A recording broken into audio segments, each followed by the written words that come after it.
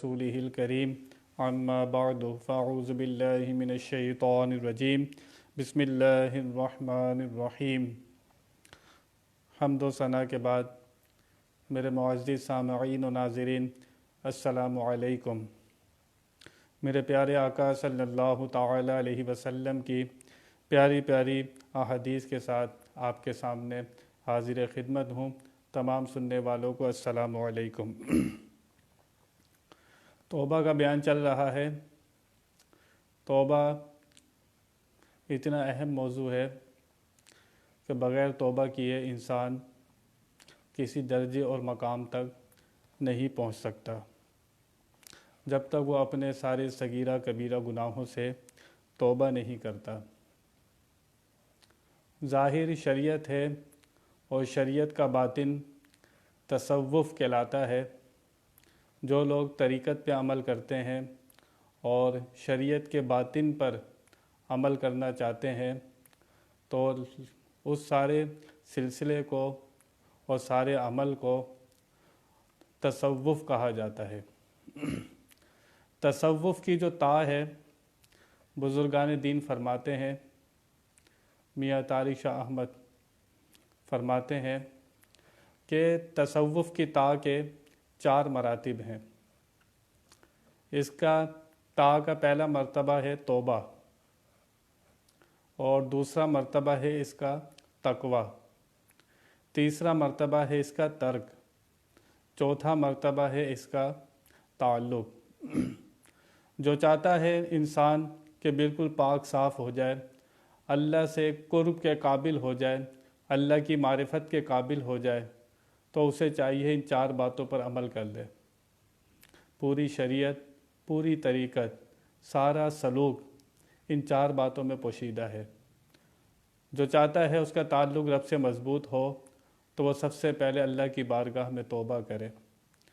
बुज़ुर्ग फरमाते हैं तौबा भी ऐसी करे कि 40 साल तक दोबारा उसका इरादा ना हो, ना उससे सरजद हो। 40 साल तक हमारी तौबा तो 40 घंटे नहीं रहती, लेकिन बुज़ुर्ग फरमाते हैं कोई 40 दिन के लिए अपने आप को अल्लाह के लिए वफ़ कर दे, अल्लाह के सुपुर्द कर दे। 40 दिन के लिए अल्लाह ताला उसकी दिमाग में ऐसे नूर के चश्मे और अक़ल उसकी बढ़ जाती है, और अल्लाह ताला उसकी अक़ल में दानिश पैदा कर देता है। हिकमत के चश्मे अल्लाह ताला उसकी अक़ल में जारी फरमाता है। जो 40 दिन के लिए अपने आप को रब के सुपुर्द कर दे और सब कुछ रब के हवाले कर दे। तो जो चाहता है कम से कम 40 दिन के लिए तो तौबा करके इस तरफ आए और अल्लाह की तरफ अपना ताल्लुक़ बनाए। 4 बातें हैं जिस पर अमल करे इंसान तो वो अल्लाह ताला के करीब हो सकता है। सबसे पहली बात तौबा करे। दूसरा तर्क करे। तर्क का मतलब जो गुनाह करता था, जो सिलसिले थे, ऐसा नहीं हो सकता कि इंसान नेकियां भी करता रहे और गुनाहों से भी ताल्लुक़ रहे। नहीं, पहले तौबा करनी है और तर्क करना है, यानी कि छोड़ना है। फिर तीसरा तक़वा इख्तियार करना है, अल्लाह से डरना है और गुनाहों से बचना है। फिर रब से ताल्लुक़ जोड़ना है। और ताल्लुक़ कब जुड़ता है? जब मखलूक से ताल्लुक़ टूटता है तो फिर रब से जुड़ता है। इंसान खालिक और मखलूक के दरमियान खड़ा हुआ है। या अगर रब की तरफ मुँह करता है तो मखलूक इसके पीछे होती है। अगर ये मखलूक की तरफ मुँह करता है तो खालिक को पीठ करता है।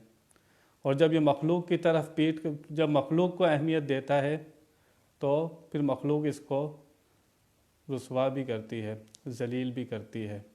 जब ये रब से ताल्लुक़ जोड़ता है, मखलूक इसके कदमों में होती है कि जितना मखलूक को वक्त देगा, जितना उसके पीछे जलील ख्वार होगा, ये उसको और जलील ख्वार करेगी। तो इंसान खालिक और मखलूक के दरमियान है। अगर ये अपना ताल्लुक़ जोड़ना चाहता है तो इसे अपने चेहरे को रब की तरफ लगाना होगा और मखलूक से पीठ करके रब की तरफ करना होगी। इसका मतलब ये नहीं कि इंसान बिल्कुल लाताल्लुक़ हो जाए मखलूक से, ऐसा नहीं है, लेकिन इसके तसव्वुरात, इसके ख़यालात, इसका जीना मरना, इसका जो काम है सिर्फ़ रब के लिए होना चाहिए। آج کی حدیث مبارکہ توبہ کے موضوع سے اللہ تعالیٰ نے جو بندہ توبہ کرتا ہے اس کو ایسے شخص کے ساتھ تشبیہ دی کہ جس کا اونٹ جنگل میں کھو جائے اور وہ اس سے بالکل مایوس ہو جائے، پھر وہ اونٹ اس کو مل جائے اور اس کی خوشی کی انتہا نہ ہو۔ تو سنیے بڑی پیاری حدیث مبارکہ۔ حضرت ابو حمزہ انس بن مالک انصاری رضی اللہ تعالی عنہ، جو نبی اکرم صلی اللہ علیہ وسلم کے خادم، 10 سال حضور کے گھر میں گزارے، چھوٹے بچے تھے آپ نے 10 سال حضور کے ساتھ گزارے۔ آپ فرماتے ہیں نبی اکرم صلی اللہ علیہ وسلم نے ارشاد فرمایا، اللہ تعالیٰ اپنے بندے کی توبہ سے اس شخص سے زیادہ خوش ہوتا ہے جو اپنے اونٹ کو پالے جبکہ وہ اسے ایک جنگل میں گم کر چکا ہو۔ مسلم کی ایک روایت میں یہ الفاظ ہیں، اللہ تعالیٰ اپنے بندے کی توبہ سے جب وہ بندہ اس کی بارگاہ میں توبہ کرتا ہے اس شخص سے زیادہ خوش ہوتا ہے جو کسی جنگل میں اپنی سواری پر موجود ہو، پھر وہ سواری اسے چھوڑ کر چلی جائے اور اس سواری پر اس کے کھانے پینے کا سب سامان موجود ہو، اور وہ شخص اس سواری سے مایوس ہو کر درخت کے پاس آئے، اس درخت کے سائے میں لیٹ جائے جبکہ اسے سواری سے بالکل مایوسی ہو چکی ہو، ابھی وہ اسی حالت میں ہو کہ وہ سواری اس کے پیچھے کھڑی ہو تو وہ اس کی لگام تھام کر یہ کہے، خوشی کی شدت کی وجہ سے یہ کہے، اے اللہ تو میرا بندہ ہے اور میں تیرا پروردگار ہوں۔ یعنی خوشی کی شدت کی وجہ سے غلط بول دے، اس کے ساتھ ایسے الفاظ نکل جائیں، کہنا تو اسے یہ چاہیے تھا یا اللہ تو میرا پروردگار ہے میں بندہ ہوں، لیکن خوشی کی شدت کی وجہ سے الٹا بول گیا، میں تیرا بندہ ہوں، مگر انتہائی خوشی کی وجہ سے شدت جذبات سے مغلوب اور مدہوش ہو کر کہتے ہیں کہ بجائے یہ کہہ بیٹھا تو میرا بندہ ہے میں تیرا رب ہوں۔ اللہ تعالیٰ کی اس خوشی کو اس شخص کی خوشی کے ساتھ مشابہت دی جس کی سواری جنگل میں بیابان میں گم ہو جائے پھر اچانک اسے مل جائے۔ اللہ تعالیٰ نے اپنی خوشی کو اس شخص کے ساتھ منسوب کیا، کوئی شخص جنگل میں ہو اور سواری ہو اس کے پاس اور اس کے اوپر اس کا کھانے کا سامان بھی ہو اور وہ سواری گم ہو جائے اور وہ بالکل مایوس ہو کر درخت کے سائے میں لیٹ جائے کہ اب کوئی آسرا نہیں ہے، سہارا نہیں ہے، اچانک تھوڑی دیر کے بعد وہ سواری آ کر اس کے پیچھے کھڑی ہو جائے تو اس شخص کی خوشی کتنی ہوگی، کتنی خوشی ہوگی، وہ بندہ ہی چاہتا ہے۔ جب بندہ بالکل جنگل بیابان میں بالکل اکیلا ہو اور کوئی اس کے پاس آسرا نہ ہو، جو اس کا آسرا تھا، سامان تھا، سواری تھی، وہ بھی اس کے پاس سے چلی گئی تو اس کے پاس کچھ نہ رہا، اور اچانک سواری اس کے پاس آ کر کھڑی ہو گئی اور اس نے کہا یا اللہ میں تیرا پروردگار ہوں تو میرا بندہ ہے۔ اللہ کو یہ اس کے الفاظ برے نہیں لگے، کیوں؟ خوشی کی شدت کی وجہ سے اللہ نے اپنی خوشی کو اس شخص کی خوشی کے ساتھ منسوب کیا۔ اللہ تعالیٰ بھی اتنی ہی خوش ہوتا ہے جتنا وہ شخص خوش ہوا تھا، اس سے کہیں زیادہ اللہ خوش ہوتا ہے جب بندہ اس کی بارگاہ میں توبہ کرتا ہے، سب سے تعلق توڑ کر، سب سے تعلق منقطع کر کر جب وہ رب سے تعلق جوڑنے آتا ہے۔ یا اللہ دنیا سے دل بھر گیا، دنیا نے بہت ٹھوکریں ماری، یا اللہ تیرے سوا میرا کوئی نہیں ہے، صرف اس پہ توکل کرتا ہے، اس پہ بھروسہ کرتا ہے، پھر وہ اس کے لیے کافی ہوتا ہے۔ توبہ کا مطلب یہی ہوتا ہے پلٹنا، یہاں سے منہ موڑنا، گناہوں سے منہ موڑنا، برے دوستوں سے منہ موڑنا، نفس امارہ سے منہ موڑنا، شیطان سے منہ موڑنا، ان سب سے منہ موڑ کر، ان سب سے توبہ کر کے رب کی طرف جانا۔ یا اللہ میں ان سب سے لا تعلقی کا اظہار کرتا ہوں، اپنے تمام گناہوں سے لا تعلقی کا اظہار کرتا ہوں، اور یا اللہ تو میرا صرف حامی و ناصر ہے۔ جب وہ ایسی توبہ کرتا ہے تو اللہ فرماتا ہے مجھے اس شخص سے زیادہ خوشی ہوتی ہے جو جنگل بیابان میں ہو اور اس کی سواری بھی اس سے چلی گئی ہو، اچانک آ کر کھڑی ہو جائے، اللہ نے فرمایا میں اس شخص سے زیادہ خوش ہوتا ہوں۔ تو اللہ کی خوشی کا آپ اندازہ لگائیے، جب بندہ توبہ کرتا ہے تو اللہ کتنا خوش ہوتا ہے۔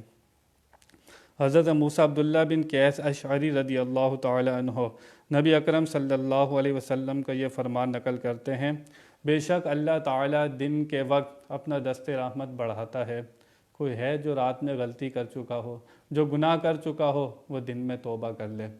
پھر فرماتے ہیں اللہ تعالیٰ رات کے وقت اپنا دست رحمت بڑھاتا ہے، کوئی ہے جو دن میں غلطی کر گیا ہو اب وہ رات میں توبہ کر لے، اور یہ سلسلہ چلتا رہے گا جب تک سورج مغرب سے نہیں نکلتا۔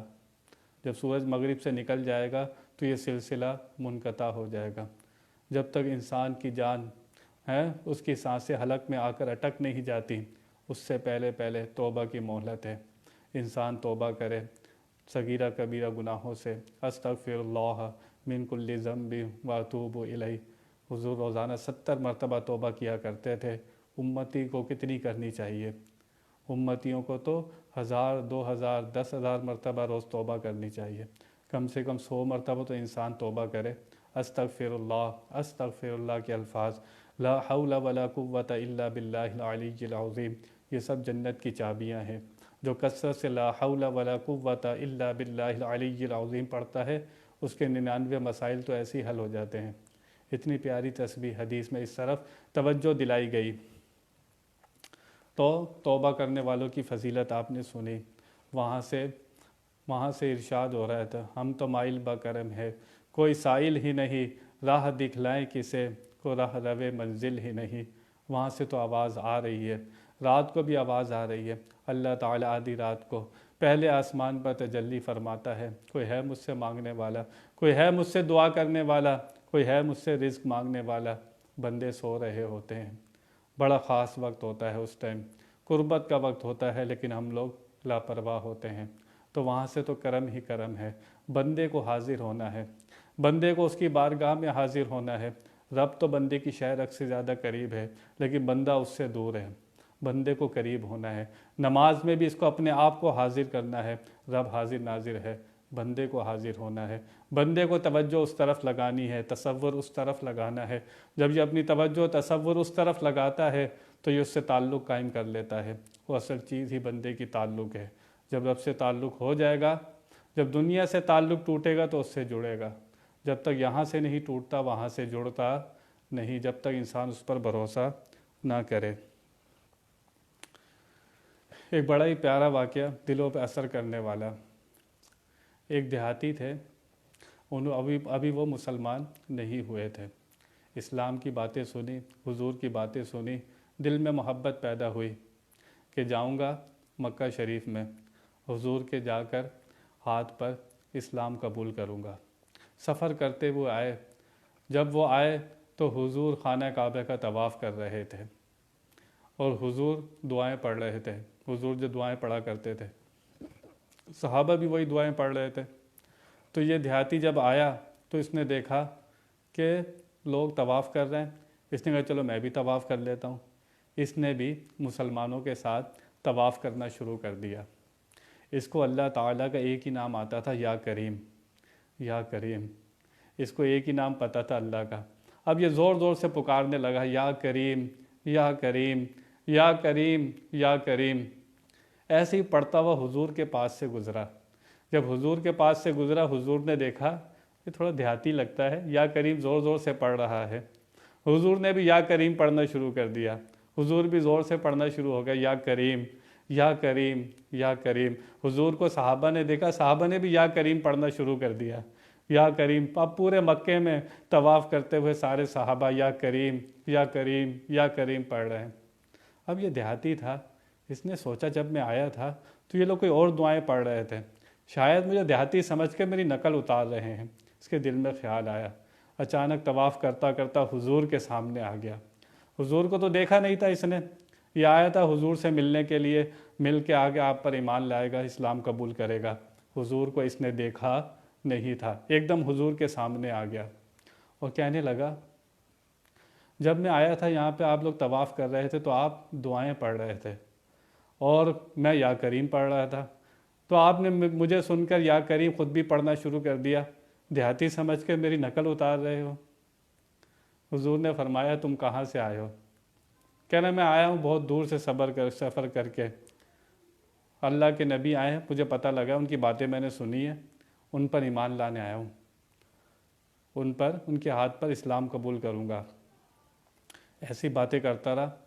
حضور نے کہا اچھا ان کو دیکھا ہے؟ کہنے لگے ان کو دیکھا نہیں ہے، حضور سے باتیں کر رہا ہے اپنے دیہاتی اسٹائل میں، جیسے دیہاتی بولتے ہیں اسی ڈھنگ میں وہ لگا ہوا تھا، باتیں کر رہا تھا۔ تو حضور نے کہا کیا میں تجھے ملا نہ دوں جس سے تم ملنے آئے ہو؟ اس نے کہا نہیں پہلے میں طواف کر لوں پھر میں ان سے ملوں گا۔ اپنے اسٹائل میں لگا ہوا تھا۔ حضور نے کہا ابھی نہ ملا دوں؟ تو اس نے کہا لگتا ہے آپ کو جلدی لگتی ہے، آپ بھی طواف کر لیں، پھر دونوں چل کے ان سے ملیں گے اگر آپ کو بھی ملنا ہے۔ اب وہ باتیں کرتا رہا۔ حضور نے کہا جس سے تو ملنے آیا ہے، جس کا تو کلمہ پڑھنے آیا ہے، میں ہی محمد صلی اللہ تعالیٰ علیہ وسلم ہوں، تیرے سامنے کھڑا ہوں۔ اب تو وہ تھر تھر کانپنے لگا، بالکل، ارے میں انہی سے ملنے آیا، انہی کا کلمہ پڑھنے آیا، انہی سے اسلام قبول کرنے آیا، میں کس لہجے میں ان سے بات کر رہا تھا۔ اتنے میں اس کے اوپر کپ کپی طاری ہوئی، اتنے میں اللہ نے جبریل امین کو بھیج دیا۔